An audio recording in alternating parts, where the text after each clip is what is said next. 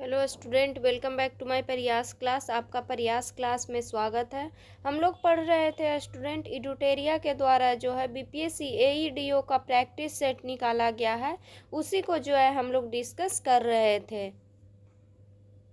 इसमें total 20 set दिया हुआ है, जिसमें से 8 सेट जो है 8 सेट जो है जनरल स्टडीज का है और 8 सेट जनरल एप्टीट्यूड का, और 4 सेट जो दिया हुआ है वो जनरल लैंग्वेज का है। तो जो भी स्टूडेंट इस चैनल पे नए हैं, इस चैनल को जो है जरूर सब्सक्राइब कीजिएगा, और जिनका भी अभी बीपीएससी एईडीओ का एग्जाम है उनके लिए जो है ये प्रैक्टिस सेट का क्वेश्चन इंपॉर्टेंट है, तो इस वीडियो को जो है पूरा देखिएगा। और आज जो है हम लोग पढ़ने वाले हैं स्टूडेंट, वो पढ़ेंगे प्रैक्टिस सेट नंबर 4। और प्रैक्टिस सेट नंबर 4 में जो है हम लोग 50 क्वेश्चन पढ़ चुके थे, तो जो भी स्टूडेंट उसको नहीं पढ़े हैं वो पिछले वाले वीडियो में जाके पढ़ सकते हैं। आज का जो है हम लोग का क्वेश्चन है स्टूडेंट, वो है क्वेश्चन नंबर 50। क्वेश्चन नंबर 50 है, इंडिपेंडेंस नामक समाचार पत्र किनके द्वारा प्रकाशित या संपादित किया गया था। तो इंडिपेंडेंस नामक समाचार पत्र जो है किनके द्वारा प्रकाशित किया गया था, तो ये प्रकाशित किया गया था मोतीलाल नेहरू के द्वारा। नेक्स्ट क्वेश्चन है क्वेश्चन नंबर 51, एक नया राज्य बनाने में संवैधानिक संशोधन के लिए कैसा बहुमत चाहिए। तो एक नया राज्य बनाने में संवैधानिक संशोधन के लिए जो है साधारण बहुमत चाहिए, तो इसका आंसर हो जाएगा option number A. Next question है क्वेश्चन नंबर 52, किस संविधान संशोधन से दिल्ली को राष्ट्रीय राजधानी क्षेत्र नाम दिया गया। तो किस संविधान संशोधन से दिल्ली को राष्ट्रीय राजधानी क्षेत्र जो है नाम दिया गया है, तो ये दिया गया है 69वां संशोधन कानून से, तो इसका आंसर हो जाएगा option number B. Next question है क्वेश्चन नंबर 53, 1909 के मार्लो मिंटो सुधार के अंतर्गत वायसराय की कार्यकारिणी परिषद में नियुक्त होने वाले प्रथम भारतीय कौन थे। तो 1909 के मार्लो मिंटो सुधार के अंतर्गत वायसराय कार्यकारिणी परिषद में नियुक्त होने वाले प्रथम भारतीय कौन थे, तो ये थे सत्येंद्र प्रसाद सिन्हा, तो इसका आंसर हो जाएगा option number C. Question number 54, रिक्त स्थानों की पूर्ति विकल्प में दिए गए उचित शब्द के आधार पर कीजिए। तो संविधान निर्मात्री सभा के अंतर्गत मौलिक अधिकार समिति के अध्यक्ष बनाए गए थे। तो संविधान निर्मात्री सभा के अंतर्गत मौलिक अधिकार समिति के अध्यक्ष कौन बनाए गए थे, तो ये बनाए गए थे सरदार वल्लभ भाई पटेल, तो इसका आंसर हो जाएगा ऑप्शन नंबर बी।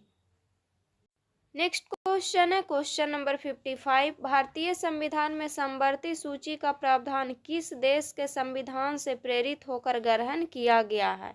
तो भारतीय संविधान में समवर्ती सूची का प्रावधान जो है ऑस्ट्रेलिया के संविधान से प्रेरित होकर ग्रहण किया गया है, तो इसका आंसर हो जाएगा option number B. Question number 56, शोषण के विरुद्ध मौलिक अधिकार भारतीय संविधान में कहाँ समाविष्ट किया गया। तो शोषण के विरुद्ध मौलिक अधिकार भारतीय संविधान में जो है आर्टिकल 23 एवं 24 में जो है समाविष्ट किया गया है। तो किस में किया गया है, आर्टिकल 23 एवं 24 में किया गया है, तो इसका आंसर हो जाएगा option number C. Next question है क्वेश्चन नंबर 57, गरीब लोगों के लिए निःशुल्क विधिक सहायता का उपबंध किस अनुच्छेद में है। तो गरीब लोगों के लिए निःशुल्क विधि सहायता का उपबंध जो है आर्टिकल 39 ए में है। किस में है, आर्टिकल 39 ए में, तो इसका आंसर हो जाएगा option number A. Next question है क्वेश्चन नंबर 58, छाया कैबिनेट की अवधारणा मुख्य रूप से कहाँ पाई जाती है। तो छाया कैबिनेट की अवधारणा मुख्य रूप से जो है यूनाइटेड किंगडम में जो है पाई जाती है। कहाँ पाई जाती है, तो यूनाइटेड किंगडम में, तो इसका आंसर हो जाएगा option number C. Next question है क्वेश्चन नंबर 59, निम्नलिखित का मिलान करें। इसको जो है मिलान करना है। तो सूची 1 में दिया हुआ है समिति का नाम और सूची 2 में दिया हुआ है गठन का वर्ष। तो कौन सा समिति का गठन कब हुआ है, इसको जो है मिलान करना है। तो फर्स्ट में दिया हुआ है सरकारिया आयोग। तो सरकारिया आयोग का गठन कब हुआ है, तो इसका गठन हुआ है 1983 ईस्वी में। नेक्स्ट है राजमनार योग। तो राजमनार आयोग का गठन कब हुआ है, तो राजमनार आयोग का गठन हुआ है 1969 ईस्वी में। नेक्स्ट है पुंछी आयोग। पुंछी आयोग का गठन कब हुआ है? तो इसका गठन हुआ है 2007 में। नेक्स्ट है अंतर्राज्यीय परिषद। तो अंतर्राज्यीय परिषद का गठन कब हुआ है? तो इसका गठन हुआ है 1990 में। तो इसका आंसर हो जाएगा ऑप्शन नंबर बी। फर्स्ट का हो गया 2, सेकेंड का 3, थर्ड का 1 और फोर्थ का 4। नेक्स्ट क्वेश्चन है क्वेश्चन नंबर 60। 44वें संविधान संशोधन अधिनियम 1978 के संबंध में निम्नलिखित में से कौन सा कथन सही नहीं है?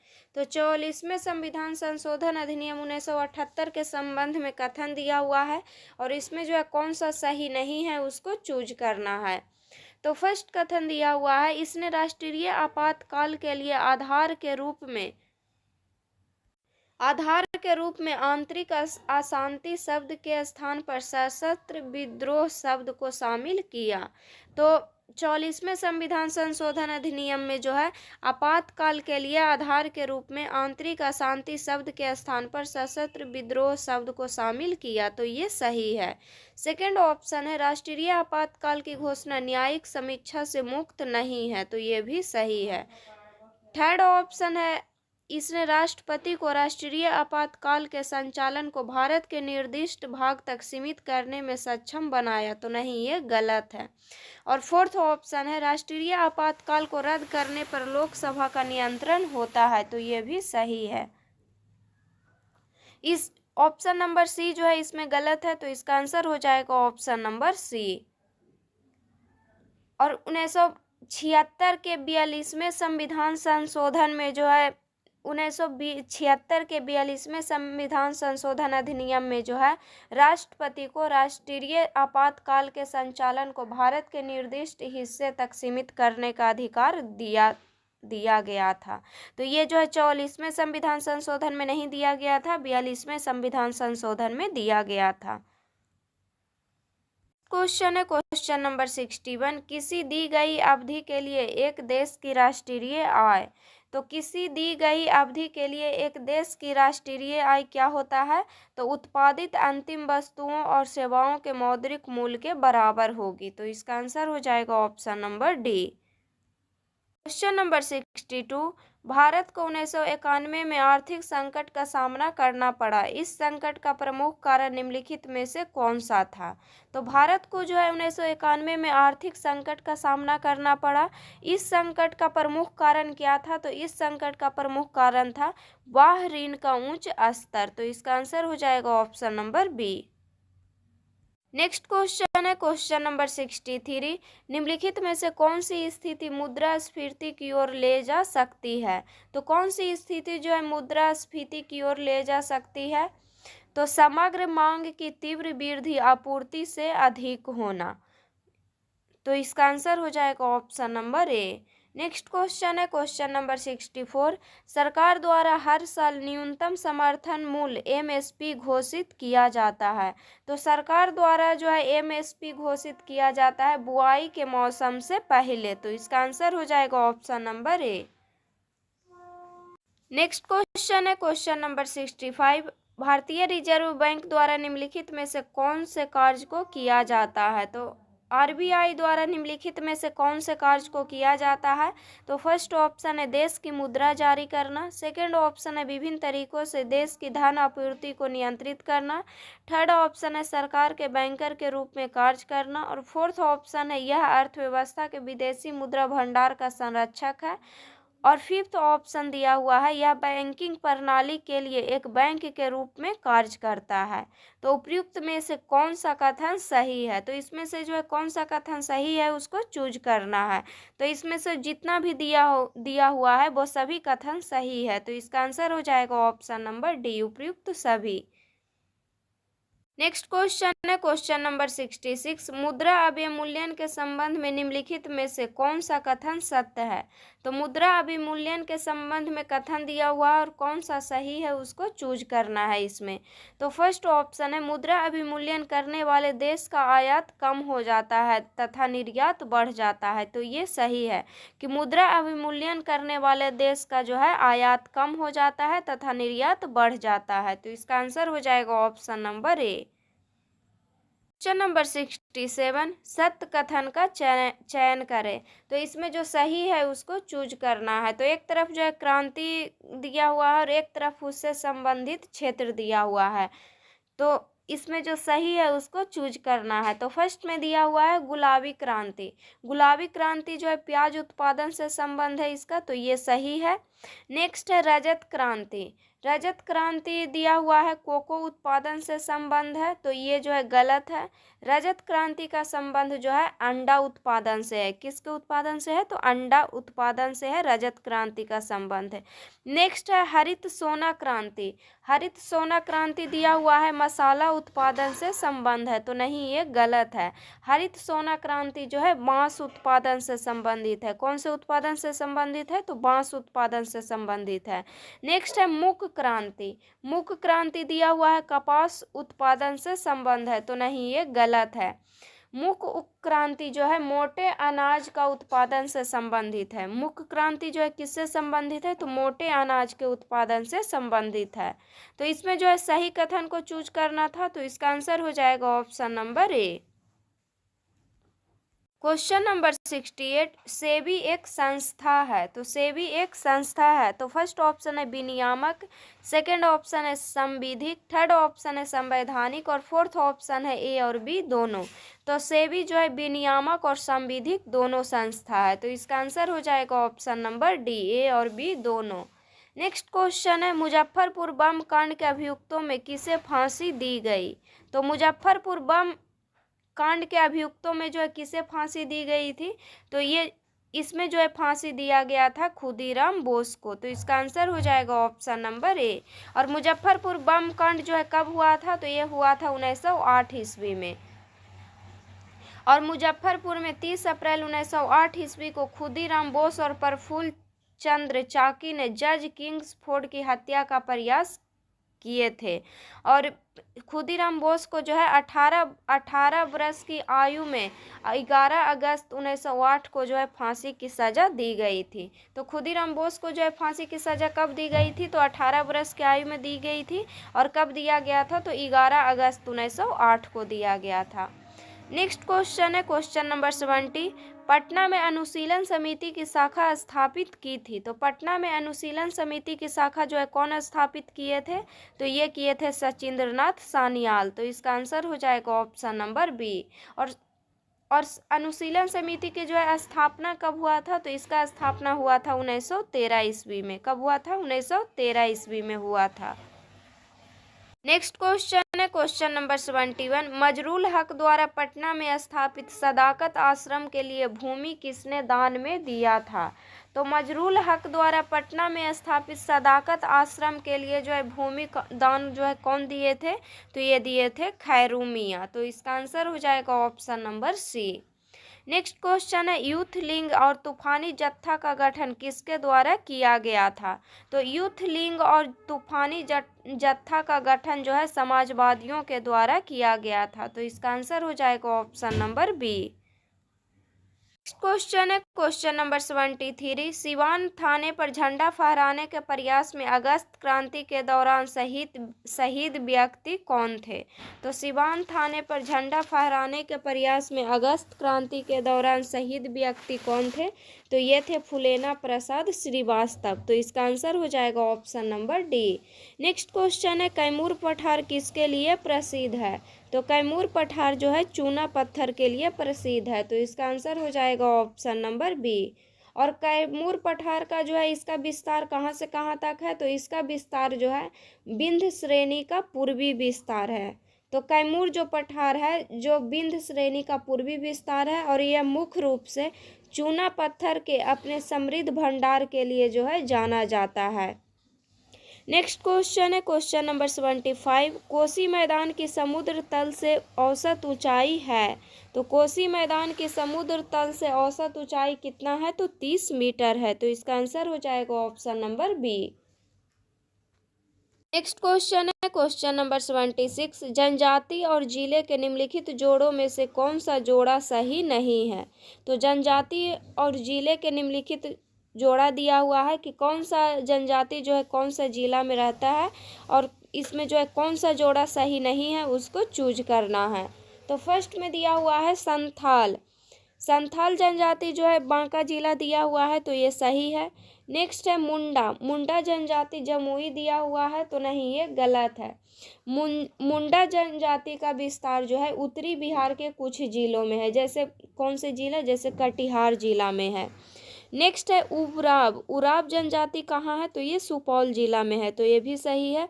नेक्स्ट है खरवार। खरवार जनजाति जो है किस जिला में है? तो भागलपुर में है, तो ये भी सही है।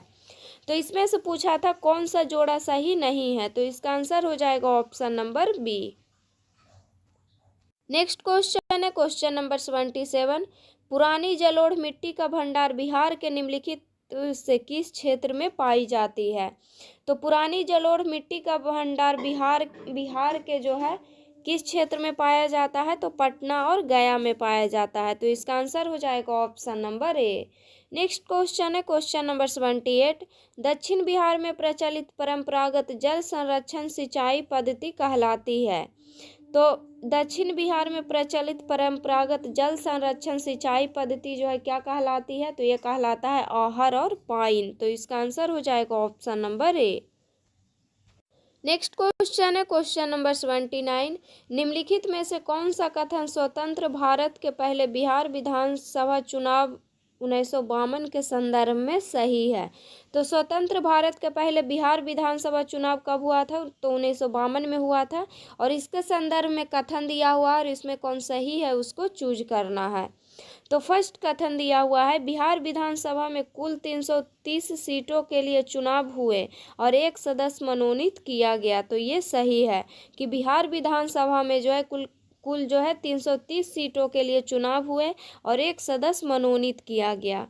सेकंड ऑप्शन है स्वतंत्र बिहार के प्रथम मुख्यमंत्री श्री कृष्ण सिंह थे, तो ये भी सही है कि स्वतंत्र बिहार के प्रथम मुख्यमंत्री कौन थे? तो श्री कृष्ण सिंह थे। नेक्स्ट ऑप्शन है राज्य पुनर्गठन आयोग 1956 की अनुशंसा के बाद विधानसभा की सीटों की संख्या 325 हो गई, तो नहीं, ये गलत है। राज्य पुनर्गठन आयोग 1956 की अनुशंसा के बाद बिहार विधानसभा की सीटों की संख्या जो है 319 कर दी गई, ना कि 325 हो गया। यहाँ पे हो जाएगा 319, तो ये जो है गलत है। तो इसमें पूछा था कौन सा सही है, तो इसका आंसर हो जाएगा ऑप्शन नंबर ए। 1 और 2 दोनों जो है सही है। नेक्स्ट क्वेश्चन है क्वेश्चन नंबर 80। गलत मिलान का चयन करें। इसमें जो गलत है उसको चूज करना है। तो फर्स्ट में दिया हुआ है ब्रिटिश शासन में बिहार के प्रथम मुख्यमंत्री। तो ब्रिटिश शासन में बिहार के प्रथम मुख्यमंत्री कौन थे? तो मोहम्मद यूनुस दिया हुआ है, तो ये सही है कि ब्रिटिश शासन में बिहार के प्रथम मुख्यमंत्री कौन थे? तो मोहम्मद यूनुस थे। नेक्स्ट ऑप्शन है बिहार के प्रथम हरिजन मुख्यमंत्री। तो बिहार के प्रथम हरिजन मुख्यमंत्री भोला पासवान शास्त्री थे, तो ये भी सही है। नेक्स्ट है बिहार के प्रथम मुस्लिम मुख्यमंत्री। तो बिहार के प्रथम मुस्लिम मुख्यमंत्री अब्दुल गफ्फूर थे, तो ये भी सही है। नेक्स्ट है बिहार के प्रथम निर्दलीय मुख्यमंत्री। बिहार के प्रथम निर्दलीय मुख्यमंत्री का नाम दिया गया है बीपी मंडल, तो ये गलत है। बिहार के प्रथम निर्दलीय मुख्यमंत्री कौन थे? तो ये थे महामाया प्रसाद सिन्हा। तो इसका जो है आंसर हो जाएगा महामाया प्रसाद सिन्हा हो जाएगा। तो इसमें जो है गलत मिलान को चूज करना था, तो इसका आंसर हो जाएगा option number D.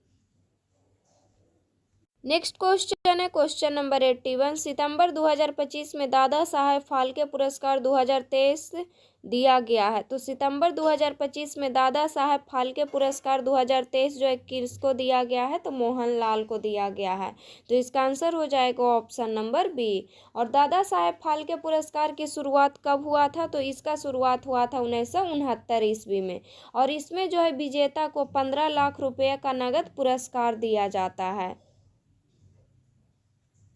Next question है क्वेश्चन नंबर 82। निम्न में से कौन रसायन विज्ञान के क्षेत्र में नोबेल पुरस्कार 2025 का विजेता है? तो रसायन विज्ञान के क्षेत्र में नोबेल पुरस्कार 2025 का विजेता कौन है? तो फर्स्ट ऑप्शन है सुसमु कितागावा, सेकंड ऑप्शन है रिचर्ड रॉबसन, थर्ड ऑप्शन है उमर एम याधी और फोर्थ ऑप्शन है इनमें से सभी। तो रसायन विज्ञान के क्षेत्र में नोबेल पुरस्कार 2025 के विजेता कौन कौन है? तो सुसमु कितागावा है, रिचर्ड रॉबसन है और उमर एम याधी हैं। तो इसका आंसर हो जाएगा ऑप्शन नंबर डी, इनमें से सभी। नेक्स्ट क्वेश्चन है क्वेश्चन नंबर 83।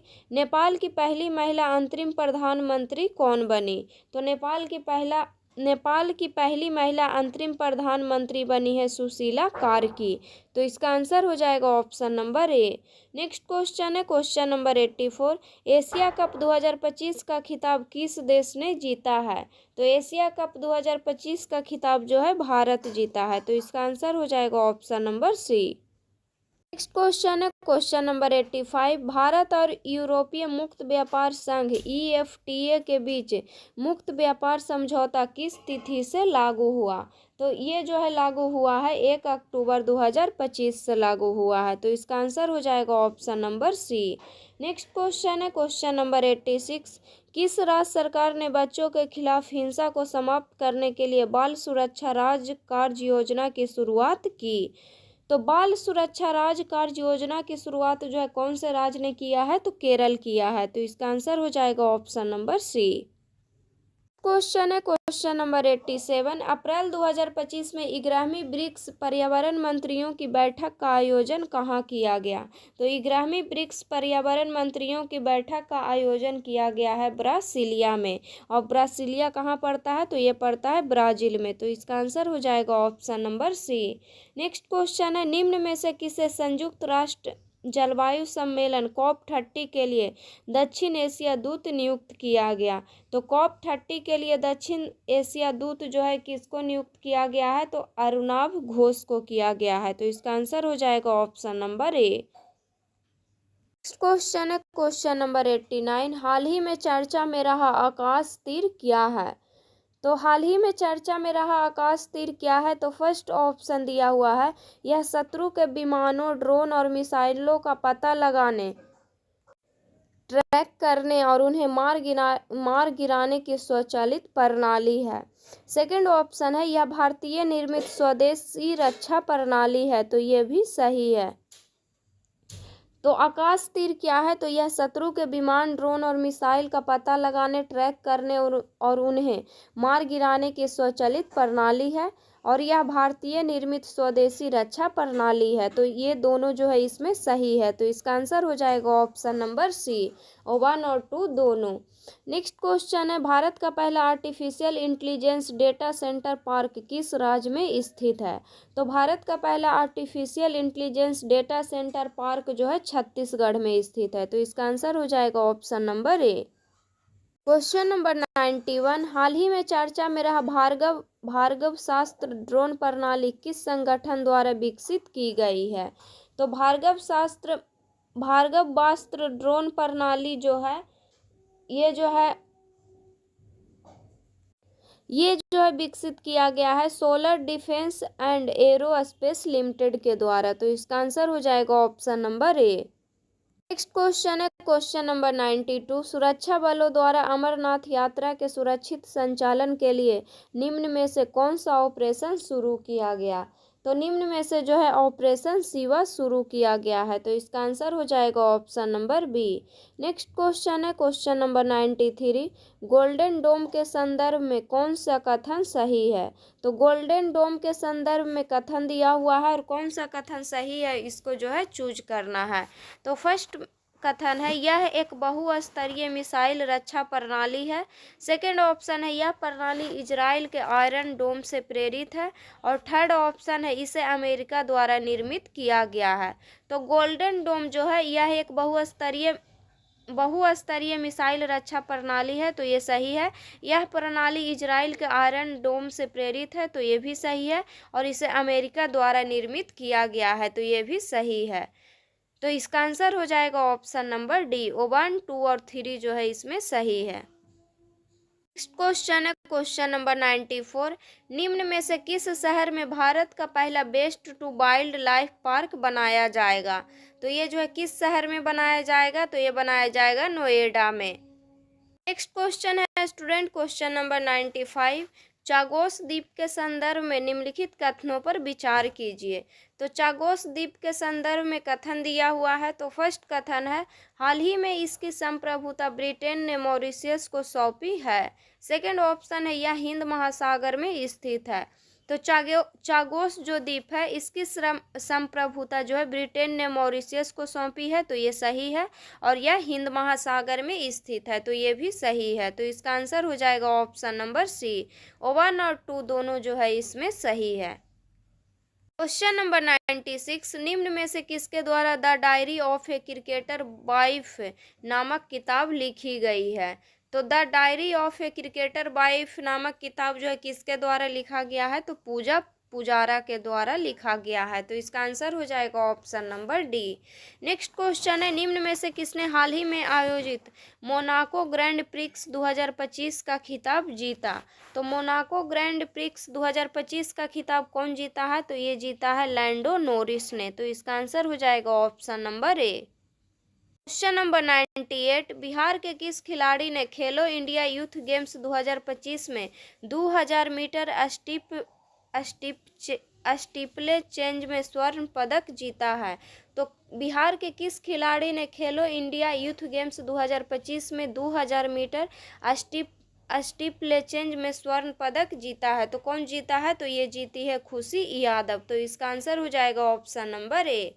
नेक्स्ट क्वेश्चन है क्वेश्चन नंबर 99, वन स्थिति रिपोर्ट 2023 के अनुसार बिहार में अत्यंत सघन वन और सामान्य सघन वन का क्षेत्र है। तो बिहार में अत्यंत सघन वन जो है कितना है। तो 387 है। और सामान्य सघन वन का क्षेत्र कितना है। तो 3284.21 वर्ग किलोमीटर है। तो इसका आंसर हो जाएगा option number D. Next question है क्वेश्चन नंबर 100, भारत वन स्थिति रिपोर्ट 2023 के अनुसार वन एवं वृक्ष आवरण में सर्वाधिक कमी किस राज्य में दर्ज की गई है। तो कौन से राज्य में दर्ज किया गया है। तो महाराष्ट्र राज्य में जो है दर्ज किया गया है सर्वाधिक कमी वन एवं वृक्ष की। तो इसका आंसर हो जाएगा ऑप्शन नंबर ए।